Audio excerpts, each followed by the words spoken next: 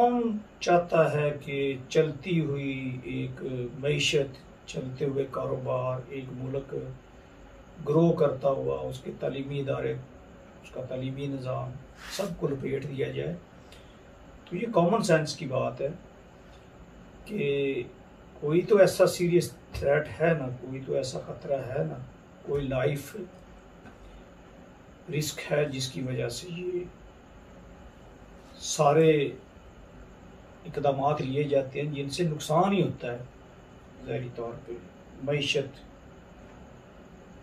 बदहाली का शिकार होती है, तालीमी अमल जो है वो सस्पेंड होता है, और फिर बहुत बुरे हालात हैं वहाँ पे हमारे।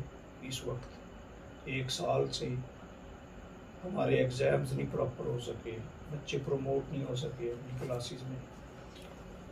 तो ऑनलाइन क्लासेस तो वो कमी नहीं पूरी कर सकी, ना ही पॉसिबल है उस कमी को पूरा करना। तो इसी तरह से कौन सी गवर्नमेंट चाहती है कि उसके पास रेवेन्यू ना आए, टैक्सेस ना आए, उसकी इंपोर्ट्स एक्सपोर्ट्स ना हो, उसकी जो फ़ज़ाई सर्विसेज हैं वो ना चलें। तो ये मईशत का पहिया घूमते तो वो है कि जो किसी एक दिन लॉकडाउन या हड़ताल की कॉल आती है तो उनकी जान पे बन जाती है कि ये हमारा इतना नुकसान हो जाएगा। तो अब वही हुकूमत सारी फोर्स और सारे वसाइल लगा रही है शहरों को बंद करने पे, मार्केट्स को बंद करने पे। तो आप अंदाज़ा करें कि इसकी सीरियसनेस क्या होगी। तो ये SOPs जो हैं ये अगर हम फॉलो करते हैं, और जिन मुआशरों ने, जिन स्टेट्स ने, जिन ममालिक ने इनको फॉलो किया, इम्प्लीमेंट किया, वो सेफ़ और नॉर्मल लाइफ की तरफ लौट आए। चाइना की मिसाल हमारे सामने है, न्यूजीलैंड में ऐसी कोई ख़तरे वाली सूरत हाल नहीं है। जबकि जिन ममालिक ने इसको नहीं सीरियसली, इंडिया की मिसाल है कि वो कुंभ का मेला उनका जो उसमें बहुत ज़्यादा वार्निंग्स दी गई, लेकिन नहीं बात है। हमारे यहाँ ये हज़रत अली रज़ी अल्लाह ताला अन्हु की शहादत 21 रमज़ान, उसमें जो जुलूस निकलते हैं उन पर हुकूमत ने पाबंदी लगाई, लेकिन फिर भी लोग, एक ऐसा इमोशनल और रिलीजियस सेंसिटिव इशू है कि उसमें हुकूमत भी उस हद तक नहीं जाती। तो लोग जो है, हालांकि हमें इन्हीं रिलीजियस लीडर्स से ये एक्सपेक्टेशंस और ये जिनकी ज़िम्मेदारियां हैं कि ये इसको रोकें और इंसानी ज़िंदगियों को ख़तरे में ना डालें, लेकिन वो इसको अपनी अना का, दीन का और पता नहीं क्या क्या इस पे वो बातें करके उसको एनकरेज करते हैं, और फिर उसी के नतीजे में ये इसका फैलाव बढ़ता है, और फिर वो जिसको तकरीबन हम नॉर्मलाइज करने जा रहे होते हैं सोसाइटी में, वो दोबारा से उसी तरह पीक पे चला जाता है मामला। फिर हमें वो सारे इक़दाम करने पड़ते हैं, बहुत ज़्यादा जाने जो है उनका इतलाफ होता है। तो हज जैसा इज्तिमा जो है वो 1 साल से रुका हुआ है। पिरामिड के अंदर वो पॉजिटिव चीज़ है कि उन लोगों ने उसको ऑफ किया हुआ है आर्जी तौर पे। तो ये हमारे सारे मजहबी तबकात जो है, फ़िरके जो हैं, जो रिलीजियस लीडर्स हैं, उनको इस्लाम में जो इज्तिहाद है या नबी पाक सल्लल्लाहु अलैहि वसल्लम की जो ऐसी हमारी रोशन मिसालें हैं हमारे सामने, उनको फॉलो करना चाहिए। और इंसानी ज़िंदगी सबसे ज़्यादा ज़रूरी है, उसका सिक्योरिटी, उसका बचाना। तो SOPs जो है इन पे अमल होना चाहिए हर हाल में। अगर स्नीजिंग होती है कोई किसी किस्म की, तो आपने उसको खांसते हुए या छींकते हुए इस तरह से कोहनी से करना है उसको, ये हाथ से नहीं रोकना, या कोई टिशू वगैरह। और मास्क भी, तो फिर मास्क का हमने देखा है कि हम क्या करते हैं कि जब 2 लोग मिलते हैं तो उसको नीचे कर लेते हैं, नाक से नीचे, हालांकि उस वक्त इंटरेक्शन हो रहा होता है और इसका इम्कान या एहतमाल ज़्यादा होता है। दोस्त बैठे हैं उसको उतार के दरमियान में रख लेते हैं। हालांकि अगर उसके साथ वायरस लगा हुआ है तो उस वक्त सबसे ज़्यादा ख़तरनाक तो वही चीज़ है जिसको आप सेंटर में रख के बैठे, सारे उसके गिर्द बैठे। तो ये हम वायोलेशंस करते हैं। फैमिली हेड या जो भी घर में जाता है बाहर, ज़रूरी अपनी मसरूफियात की वजह से नागज़ीर हालात में, उसको वो सारे इक़दाम लेने चाहिए। घर में आते ही पहले हाथ धोए, फिर नहाए, फिर अपने कपड़े जो है वो चेंज करे, बूट अपने चेंज करे, गेट जो है उसको इस तरह से कोनी से खोला जाए।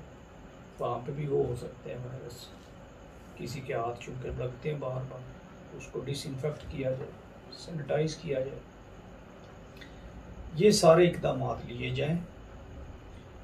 तो इसके बाद फिर हुकूमत की तरफ से जो इक़दाम या चीज़ें जो हैं वो अनाउंस की जाती हैं, वो ज़ाहिर है कि उस इलाके के मखसूस हालात के पेश नज़र एक डिस्ट्रिक्ट के SOPs दूसरे से मुख्तलिफ हो सकते हैं।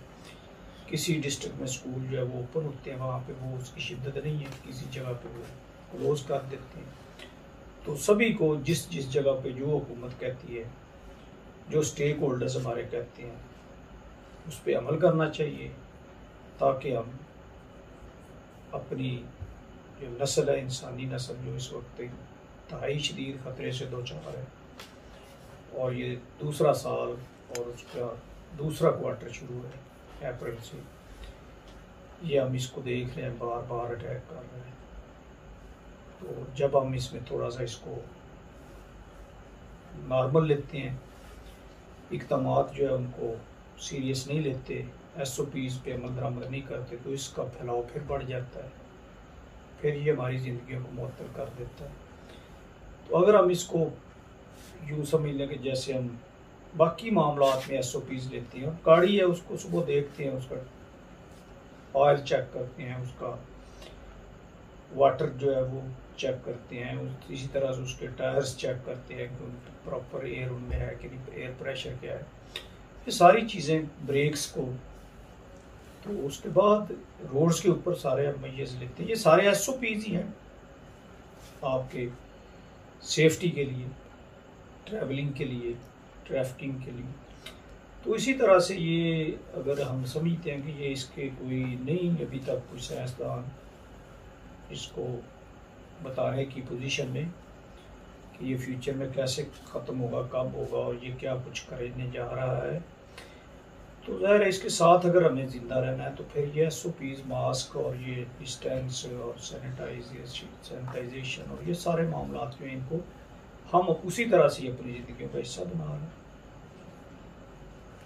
अब कई लोग जो है वो मुझे इस बात पे डिस्कस करते हैं, बहस करते हैं जी कि वो तो फिर भी जाता है जी, जो लोग इतना परहेज करते हैं, इतनी एहतियातें करते हैं, SOPs पूरे करते हैं, तो भाई एक्सीडेंट तो फिर भी हो जाता है। जब आप गाड़ी के सारे वो प्रिवेंटिव मेजर्स और उसके सारे सेफ्टी मेजर्स लेती हैं, तो इट डजेंट मीन कि आप वो सारे SOPs जो है वो फॉलो करना छोड़ दें।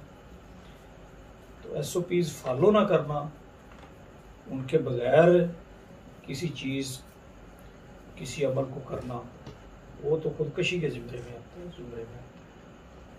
तो इस हवाले से यही इल्तमास है कि हमें अपनी हुकूमत का, अपनी रियासत का, अपने इदारों का इस मामले में साथ देना है, और वो हमारी ज़िंदगी को तकलीफ में डालने के लिए नहीं आए हुए, वो हमारी ज़िंदगियों को तहफ़्फ़ुज़ देने के लिए आए हैं। और अगर कुछ वो मिसबिहेव की सूरत बनती है या वो हैंडलिंग में, टैकलिंग में थोड़ा सा फोर्सफुली करते हैं, तो वो इस वजह से कि हम उनकी बात को समझ नहीं रहे, हम उनकी बात पे अमल नहीं कर रहे, हालांकि वो हमारी ज़ात का फ़ायदा है, उसमें हमारी ज़िंदगी में खतरे में। तो SOPs पे अमल करना है हमें, कोरोना वायरस जो है उसको डिफीट करना है और उसके फैलाव को मिनिमाइज़ करना है, और फिर नॉर्मलाइज करना है अपनी लाइफ को। उम्मीद है हम सब ऐसा करेंगे और कोविड-19 के तनाज़ुर में, सिनेरियो में जैसी लाइफ है उसमें हम चलने की कोशिश करेंगे। इंशाअल्लाह सारे ये आफात और वबाल जो है ये आहिस्ता आहिस्ता ख़त्म हो जाते हैं। एक वक्त होता है इनका, तो उस दौरान हमें अपने आप को एक ज़िम्मेदार शहरी की हैसियत से, एक फ़र्द की हैसियत से अमल करना है।